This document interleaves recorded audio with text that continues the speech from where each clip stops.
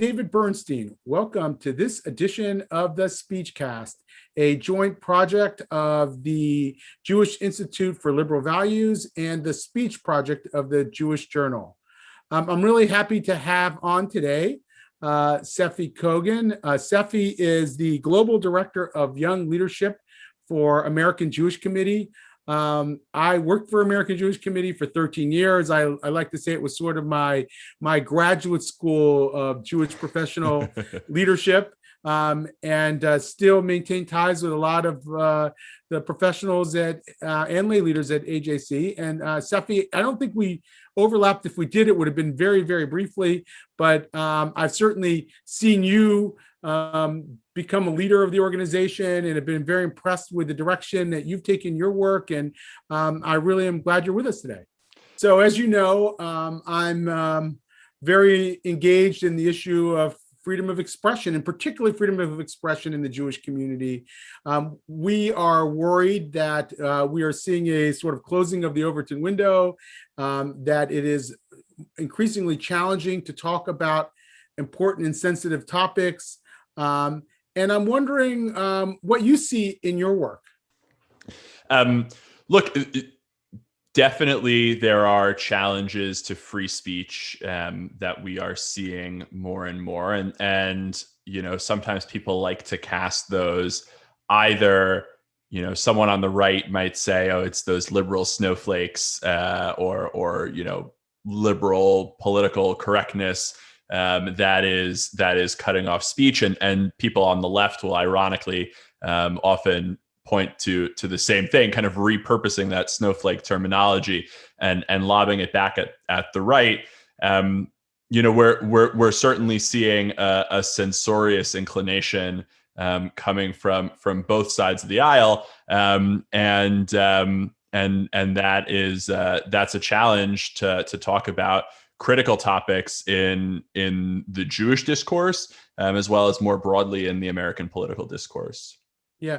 You know, one of the things that I've talked to people about recently, and I'm sort of still working on in my own mind, is are we actually seeing a mirror image on the left and the right? One very prominent person I talked to about this said they feel that on the left, what we're seeing is ideology, and on the right, populism, and that we shouldn't think of these challenges as really identical in that way. We should be thinking of them as very different, and that we shouldn't think that every time we criticize something on the left that we should criticize something on the right, and vice versa, because we're not dealing with a phenomena that really is the same on each. Do you have a take on that? Yeah, I mean, I certainly don't like playing that game where, you know, someone in the center or someone, and I consider myself a centrist, certainly AJC is a centrist organization, where someone in the center feels that they need to kind of keep score and can only criticize, you know, can only criticize the right if they are coming up with commensurate criticisms for people on the left. I think that, like, something that is deserving of criticism should be criticized on the merits, rather than, you know, because we need to do some kind of tit for tat in order to maintain a position solidly in the center. So I'm not in favor of that. Look, there are a lot of smart people who I listen to or read who talk about a phenomenon of asymmetric polarization in this country, which is to say the left is polarized and the right is super polarized. I don't know where I come out on that. I haven't you know, done any personal research into that, but it's certainly an idea that exists out there in the discourse. And I think maybe the inverse exists when we're talking about freedom of speech, where the right is censorious and the left is super censorious. And here I'm really not talking about the mainstream of either political side, but there's a much louder mob, I think, or at least that I've seen on the left, that's trying to put certain things out of bounds than there is on the right. Yeah, I think that's a very good point. Interesting observation about more polarization on the right and more censoriousness on the left. So we have the Jewish community, and I don't know about you, but I certainly started to see this seep into Jewish discourse probably as early as anywhere else, partly because the Jewish community has such a history of engagement in the civil rights movement, because we want to be aligned with the forces of good in the world. What is your take on where the discourse is in the Jewish community today? I think it's an important question, and I want to try to clarify.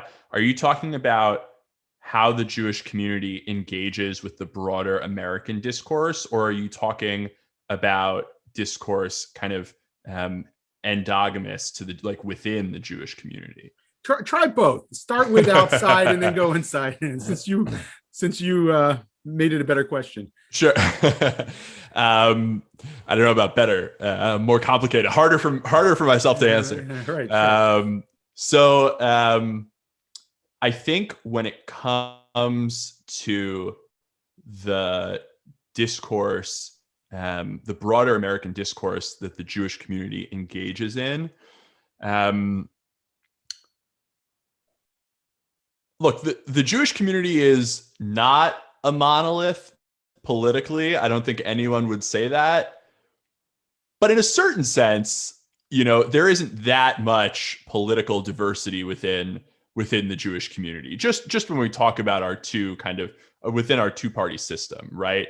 AJC just released the findings or some of the findings of our 2020 survey of American Jewish opinion.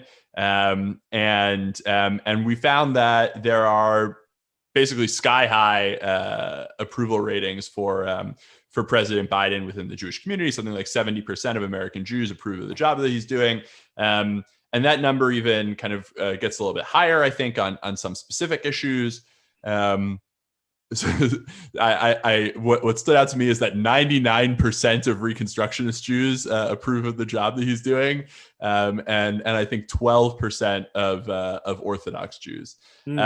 That's interesting. Right. Those two groups remain fairly small. Certainly, the Reconstructionist branch is small. The Orthodox movement is growing, but in terms of overall share of the American Jewish population, I think it's something like 10%.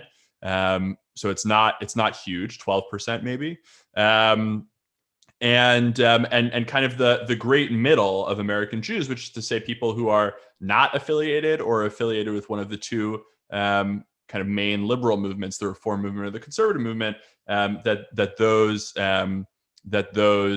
groups approve. So when we're talking about the issue of free speech, I think that patterns among American Jews generally mirror patterns among American liberals and progressives. So that's the first thing. I think there was something in your question where you were maybe suggesting, is there a chance that American Jews are more interested in maintaining open debate and discourse as a result of our history of being a people of debate and discourse? And I don't think that I don't think that I have personally seen that manifest among the American Jewish broader political debate. Now, what about within the Jewish community? It's an interesting question because there are very few things, as we all know, as we all joke about, that American Jews agree on. I used to keep in my notebook, my AJC notebook. I used to keep in my AJC notebook that I used to bring with me to like every speaking engagement that I would go to, a list of kind of percentages of things that were kind of common among American Jews. And I haven't seen that notebook since February of 2020. So you'll forgive me for trying to recreate this from memory. But what and this is not scientific. I'm mixing a lot of different polls here. Sure. But Pew back in 2013 found, and I didn't look at the updated numbers for this, found that something like, I think it was something like 75% of American Jews participate in a Passover Seder. And that's the number one religious thing that Jews do together. But you can get a little bit higher than that in terms of things that Jews agree on, because something like 78%, or maybe even a bit higher than that, of American Jews attend an institution of higher learning, right? Go to college or university. And you can get a bit higher than that because back in the 2018 exit polls, I think it was right around 80% of American Jews reported that they voted for a Democrat. But you can actually get a little bit higher than that because, as I'm sure you're aware, opinion polls of American Jews, including by Mark Mellman and others, have found that somewhere in the high 80s or even the low 90s% of American Jews support Israel. And some of them do it in a qualified way. Some of them do it in a way where they say, oh, but I disagree with the policies of the current Israeli government. Fine. The number one political or policy question that I have seen the highest kind of single response for among American Jews is that Israel is important to them, that they support Israel, etc.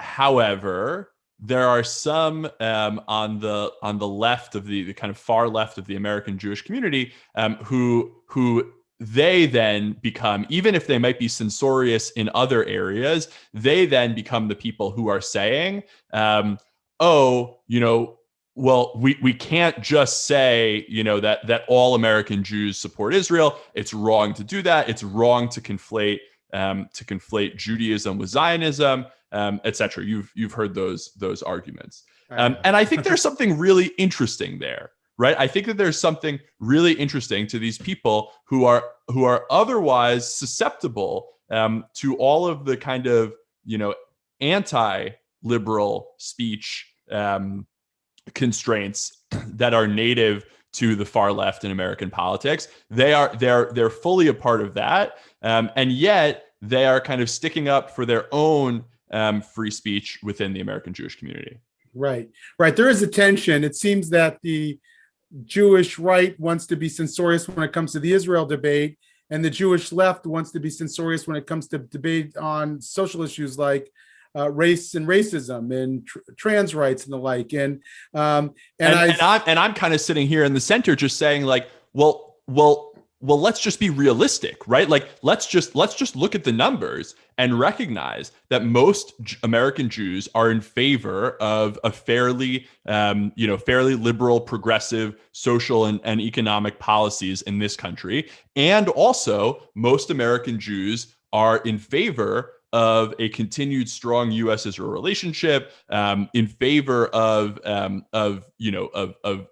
Zionism, in favor of, frankly, at the very least, the continued existence of the state of Israel, and thank God, in favor of the continued thriving and flourishing of the state of Israel. I just want people to accurately represent where the American Jewish community is on these critical issues. Right. So.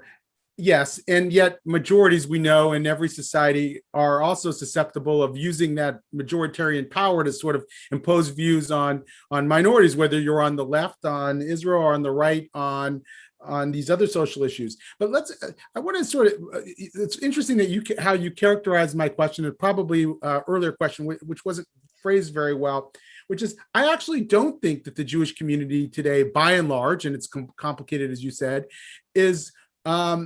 is open to debate and discussion on a lot of these issues. I think the Jewish community, if anything, is sort of trying to find its place in this new civil rights moment, and thinks that the only way to do it is to buy into the terminology that we're seeing from Black Lives Matter, from the critical social justice crowd, and so forth.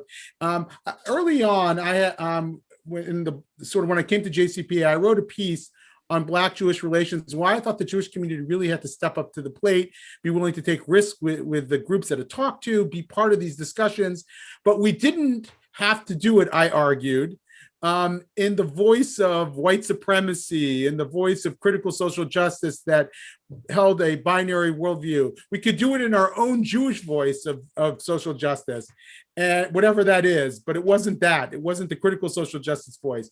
And what I realized is I was absolutely wrong, because you can't actually do it in that voice. You have to buy into the ideology or check your personal views at the door if you're going to engage and be part of this new coalition. I mean, am I wrong about that? Am I wrong that in that many Jews who care about civil rights and care about the community are in effect checking whatever personal views that they might have about race and racism and the complexity of society? They're checking that at the door so that they can be part of this larger discussion on Black Lives Matter and civil rights and the like?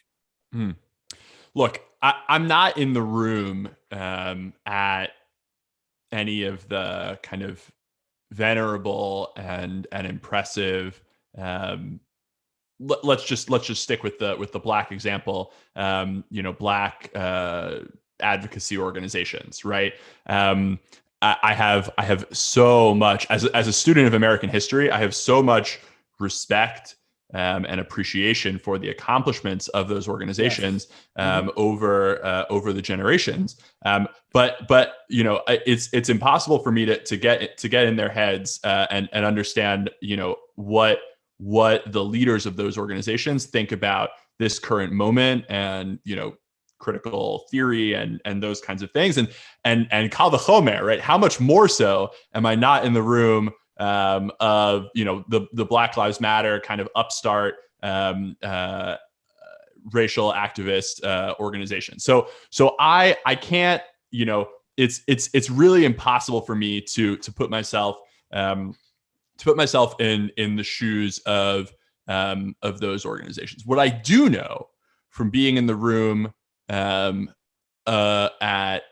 a counterpart Jewish organization, which strives to partner with our kind of old venerable partners in the Black community, as with other communities.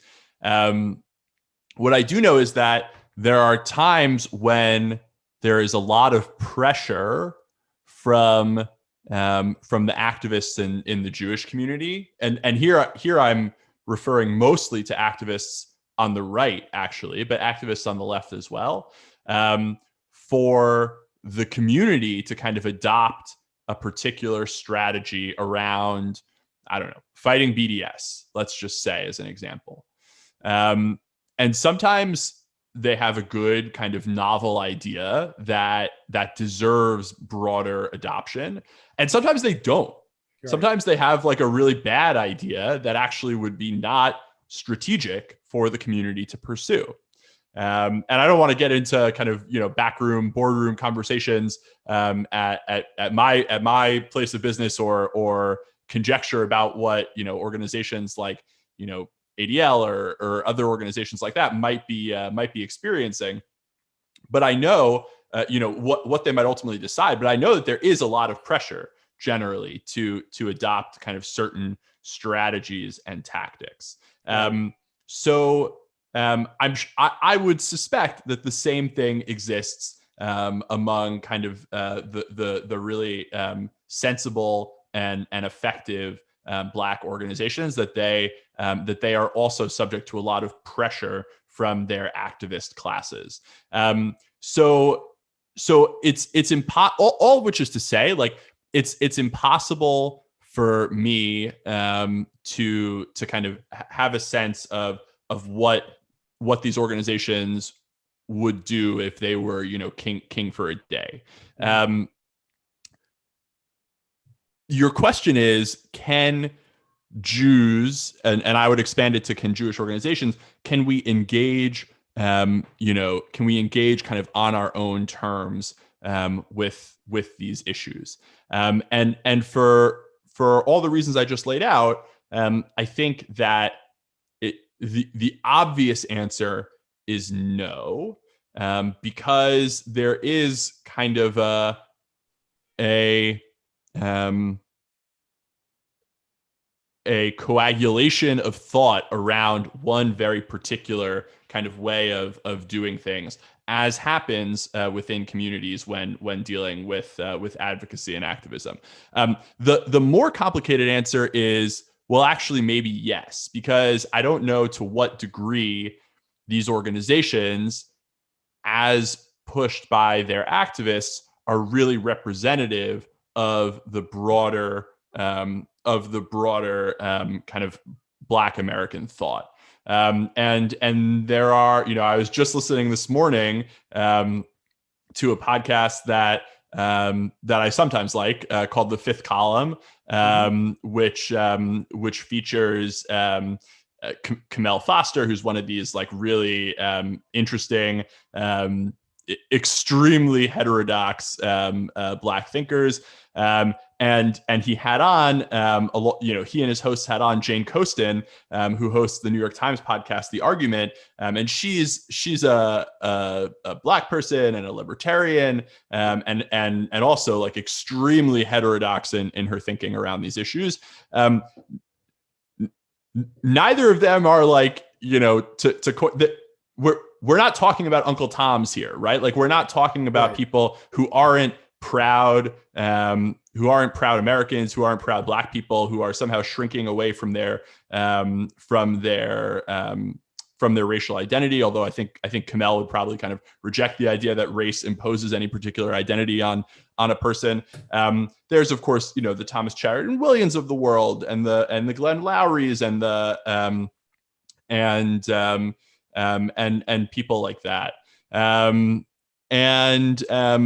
I think that it's important. It's important not to fall into the trap of assuming that just because the activist classes of a certain community, be they, the if not nows in the American Jewish community, or the Black Lives Matters and other types like that in the Black community, that they are necessarily representative of a given community. Yeah, I think that's true. So let's talk a little bit about young Jews, which you have a lot of experience with. But I thought I'd start out with a case study that may or may not have actually happened in reality. Okay, so we're in a civil rights strategy meeting of some sort. We have different Jewish organizations around the table, and there's a fairly young Jew who's there who uses pronouns, which is cool. I use my pronouns too. I have no problem with that. But we started getting to the discussions, and we talk about what we're going to do next. And the young Jew says, before we get into what we do in the outside world, it's very important that we first take responsibility for our own role and a Jewish role in white and complicity in white supremacy. And we should center Black voices, Black Jewish voices in this conversation. And a couple other people, probably in the same age cohort, chime in and agree. And all of a sudden, the conversation switches from the civil rights conversation to one about how Jews should accept their complicity in white supremacy. And I've seen conversations like this happen over and over again, where now a lot of the older Jews in the room, and I guess I'm one of them, starts to defer to that, and they take over the conversation, and you feel like you can't say, "I'm sorry, we're not complicit in white supremacy." That was not part of the acceptable parameters of discourse. Is that something that you're seeing? Is that something that that is common among a younger cohort of Jews, a younger cohort of Jewish professionals? What's your experience in that? Well, let me just point out something that's kind of like inherent to that hypothetical, which is like the conversation about the conversation that was taking place in that story about American Jewish support for like important, critical civil rights issues of today has been derailed now, right? Like from your story, I'm saying, right. Like, and so instead of talking about, ways in which the American Jewish community can get on board with police reform, because of course the American Jewish community is not going to get on board with actually defunding the police. That's ludicrous. Ways in which we can get on board with bail reform, with reforming the war on drugs, with education initiatives, etc. All of those things have now fallen by the wayside, so that people can have a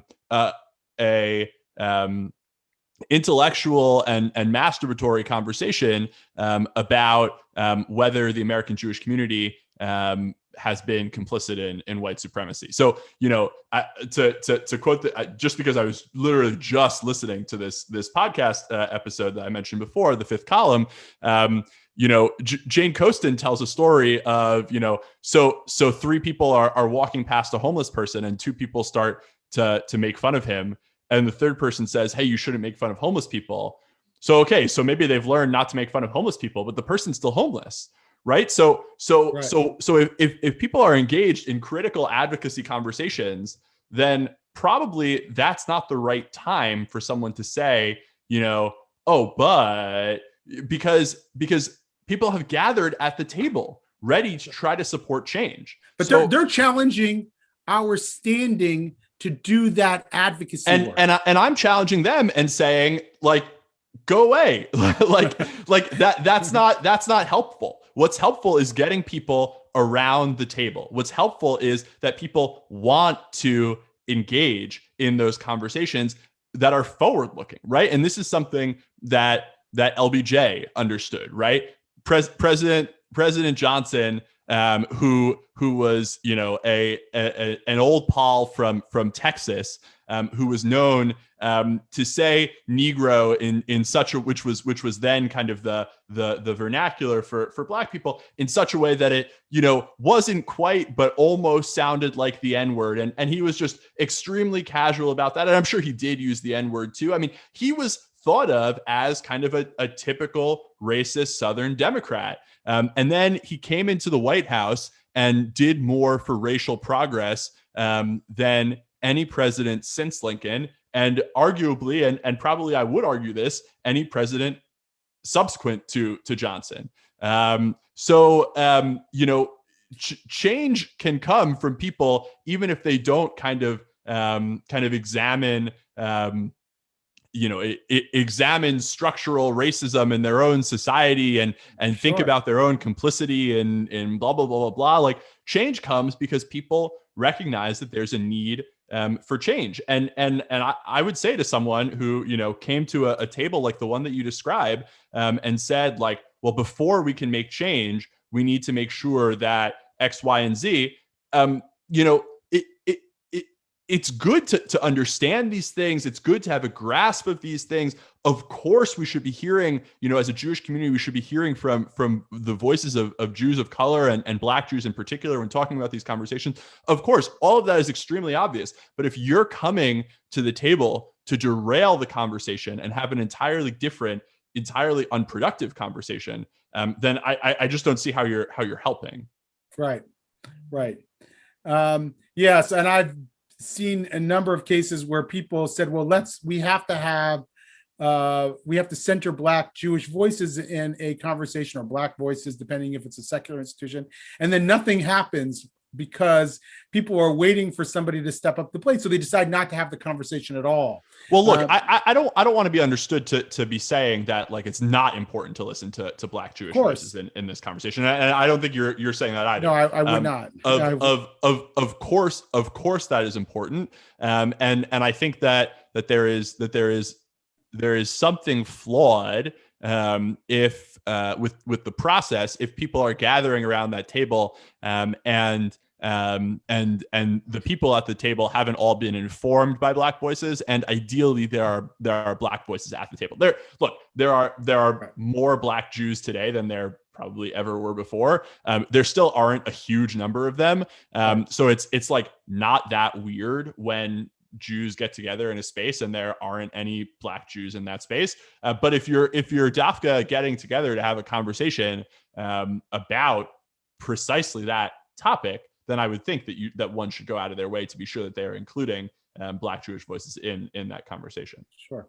So what is your experience about seeing young Jews in this current discourse? Do the young Jews that you've worked with generally support this ideological movement? Is it mixed? Is it opposed? What are you seeing? It is mixed. It is definitely mixed. What else? I mean, what else can I tell you about that? Yeah, I mean, have you had any specific experiences that you could share that sort of expose this dynamic and what we might understand the current state of young Jews to be? Yeah. I'm trying to think about what is appropriate to share. Because these conversations are so sensitive, and when they take place in an institutional context, you know, they're not always shaped for public dissemination.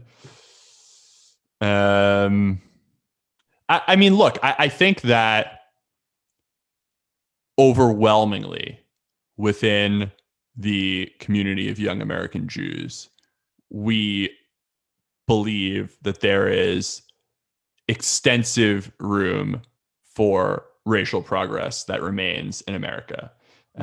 Overwhelmingly, the vast majority of American Jews that I am in community with, young American Jews that I'm in community with, in conversation with, that engage with AJC, believe that that there is progress yet to be made. I think there was a moment, which some have referred to as America's racial reckoning. I think there was a moment last summer when people were extremely eager to, you know, associate themselves with movements like defund the police. That, frankly, was never a practical thing. Well, period. But also was never a practical thing for American Jews to support. And we're seeing that now. And I haven't kind of checked in with all of my friends who were posting to Instagram about defund the police a year ago, how they feel now that American Jews are being attacked in the streets, and we are turning, rightly so, to the NYPD and the LAPD and others to keep us safe. I haven't checked in with them to see how they feel. I suspect that there are some of them who would say, you know, well, like that's deeply problematic, and you know, we shouldn't, you know, we need to recognize that the police don't keep us any safer, and these things are happening even when there is police, and blah blah blah. But I also think that there's a number, and probably a majority, who would say, you know, either, well, like defund the police never really meant defund the police, or, you know, well, like, you know, it's complicated. I don't think most people would say it's more complicated than I realized, because first of all my friends are very smart people, so I'm sure they realized just how complicated it was, and second of all, like, no one wants to admit, like, oh, it's more complicated than I realized. But look, like I can be found in synagogue, not every day, unfortunately, forgive me, but every Shabbat, and I am I feel safe knowing that there is an NYPD squad car, and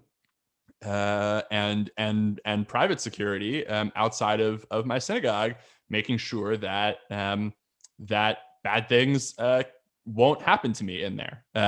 You know, I haven't thought about this in a long time, but the Shabbat after the shooting in Pittsburgh, I happened to be leading services in my large Manhattan synagogue, and got up to do so, and so had my back to the door of the sanctuary, and I couldn't get out of my mind the thought that, like, if someone were to come in, you know, armed and looking to do harm to the Jews who had gathered in that room, that I was the most obvious prominent target, to aim for first, and I wouldn't know what was going on until it was all over.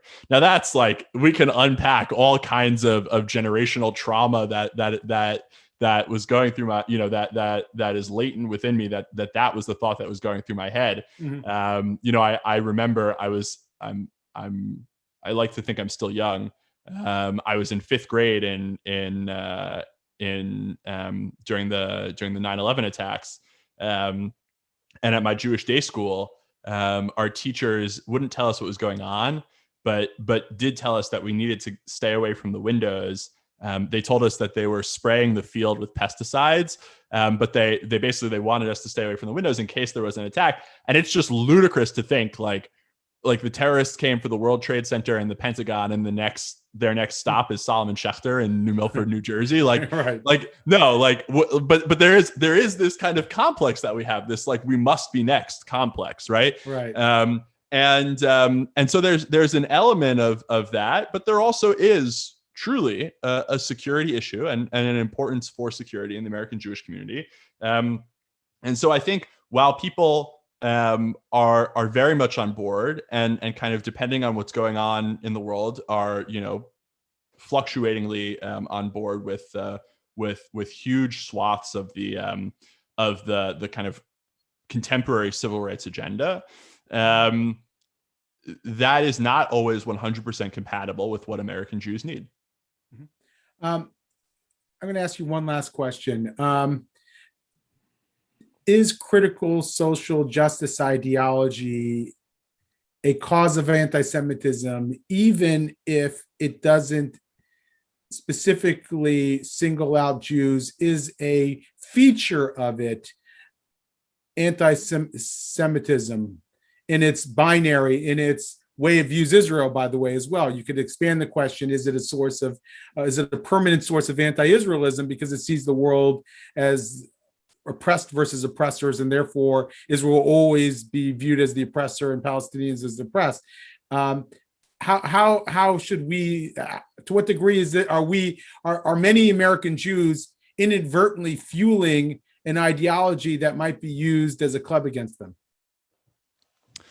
Look, I went to Columbia at a time when critical theory was kind of already beginning to pervade a lot of academic discourse. But I studied history, and it doesn't so much, or at least didn't then. I've never taken a class in critical theory. I've read a lot of articles about critical theory. I've never read a book about critical theory from cover to cover. So I'm not going to opine on that specifically. But what I will tell you is this: throughout history, when you think about it, people always had extremely good reasons to hate Jews. Okay? They killed our Lord and Savior is possibly the best reason I can think of to hate Jews. If you really believe that the Jews killed Jesus and that Jews alive today, or not today, let's say in the 1400s, the 1500s, etc., are responsible, bear a moral responsibility for killing, for killing your Savior, like, that's a great reason to hate Jews. If you really believe, and by the way, I'll just note with some pride, and you know this, of course, as well, that the Catholic Church, in coordination with AJC, changed its dogma around the charge of deicide against Jews in 1965 as a result of many years of advocacy. So we didn't kill Jesus anymore. If you really believe that the Jews are spreading the plague, and you're seeing everyone die of the Black Death, great reason to hate Jews. If you are poor and everyone is poor, and you really believe that the Jews are rich, that's a good reason to hate Jews. I'm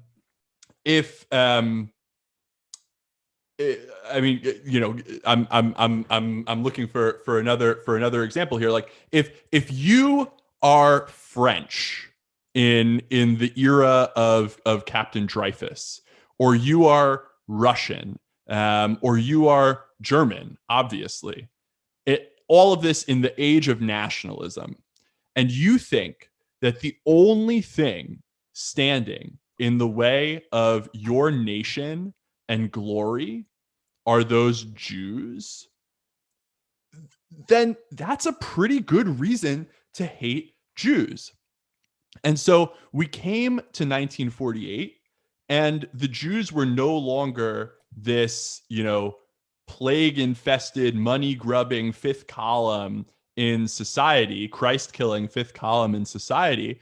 All of a sudden, we were a nation too. And so people needed to kind of come up with new reasons to justify their hatred of Jews. The people who hate Jews are always going to find good reasons to hate Jews. And we unfortunately saw this last month during the war in Gaza. And they weren't even always new reasons to hate Jews, right? Like the Jews are murdering Palestinian children indiscriminately is no different than the Jews murdered Simon of Trent in 10 whatever, the first kind of most prominent blood libel. It's the same thing. It's repurposed and repackaged. Human rights is wielded, as we know, at the UN and elsewhere as a club against against Israel. And we should be highly suspect of any ideology that leads people to say, Jews are in some way, oppressors or belong to somehow a less worthy class of people, even if what makes someone less worthy is having power or being successful, as opposed to once upon a time when people's worth was judged in just the opposite way. So if someone tells, and here this is kind of ironic because I'm skeptical of equity initiatives as opposed to equality initiatives, because equity is concerned with the outcome, meaning we don't just want everyone to have a fair shake, and we can debate what a fair shake means, and that's an important question, and one that LBJ understood as well, by the way. But I don't just want people to have a fair shake, but I want to impose from the top down that everyone gets to the same place, regardless of any number of factors. If it's ironic that I feel that way about equity, because what I'll say is any ideology that is ultimately used as justification for anti-Semitism is something that I'm going to be skeptical of. So color me skeptical when it comes to critical race theory. Again, I'm not in a position to dissect it, to like really engage with it critically. But I have seen where it leads people. And so that makes me skeptical. And if you or your readers have any kind of book recommendations you or your listeners have any kind of book recommendations for me, I'm happy to learn a bit more about critical theory. Yeah, one would be Cynical Theories. It was written by Helen Pluckrose and James Lindsay. They go in depth in critical theory, and obviously it is a critique. Right. Well, that's a critique of, yeah. Right, but you learn a lot about, and they really draw right from the source, and then they talk about where it comes from, Foucault and Marcuse and others, and you get a really. Richard DeGalgo is a critical theorist who's one of the original writers and has sort of the handbook on critical race theory that you can read. But I still think. By the way, like who would have thought that Foucault would end up being, possibly one of the most important thinkers of the 20th century. I mean, he Right. was certainly not set up for that during his life. No, and least of all the French, by the way, who are resentful that we're taking a French thinker and poisoning their conversation. So, but Seffi, I really appreciate this and this conversation. I hope it won't be the last one. I'd like to continue it with you because I think we're going to be in this very complicated discourse for quite a while, and we're going to need to have people who can talk about it thoughtfully and be able to be critical of it, but also understand what it has to offer. And you're one of those people. So I'm very grateful for that. Well, thanks again for having me, David. And let me just put in a plug since I mentioned a different podcast. I should mention my own as well. And I hope people will tune in to AJC's People of the Pod, which features a lot less of me opining about things and a lot more of me asking questions of people far smarter than myself. I doubt that, but great to have you on. Take care. Thanks very much, David.